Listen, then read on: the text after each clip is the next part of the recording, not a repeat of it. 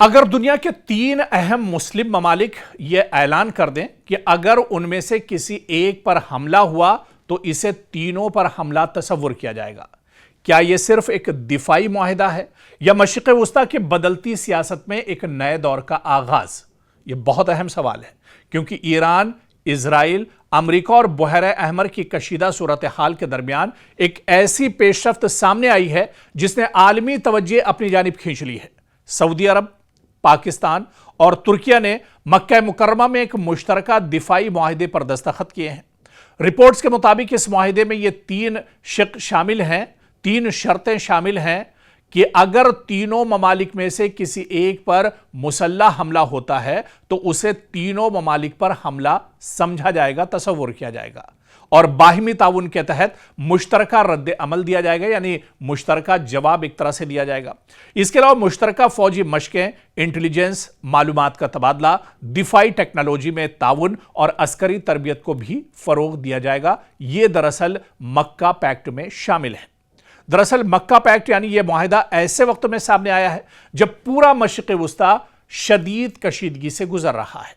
Iran और Israel के दरमियान तनाज़ा, ईरान और अमेरिका के दरमियान जंग, बहरे अहमर में हूसियों की सरगर्मियां, अबनाए हुर्मुज़ की सूरत हाल और खित्ते में बढ़ते हुए सिक्योरिटी खदशात ने इलाकाई ममालिक को अपनी दिफाई हिकमत अमली पर दोबारा गौर करने पर मजबूर कर दिया है।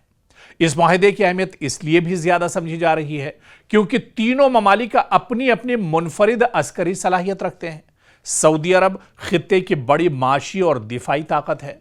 पाकिस्तान एक जौहरी ताकत है जिसे दिफाई तरबियत और फौजी महारत के हवाले से अहम मकाम हासिल है, जबकि वहीं तुर्किया यानी हालिया बरसों में ड्रोन टेक्नोलॉजी, दिफाई सनत और जदीद असलहे की तैयारी में दुनिया के नुमाया ममालिक में शामिल हो चुका है।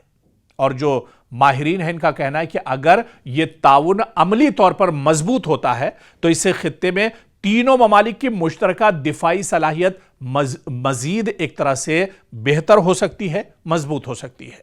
ताहम यह एक अहम बात है कि तीनों ममालिक के दरमियान इस मुआहिदे को दिफाई नौइयत का मुआहिदा करार दिया है और कहा है कि इसका मकसद किसी मखसूस मुल्क के खिलाफ महाज बनाना नहीं, बल्कि इलाकाई सलामती, इस्तेहकाम और बाहिमी ताउन को मजबूत बनाना है।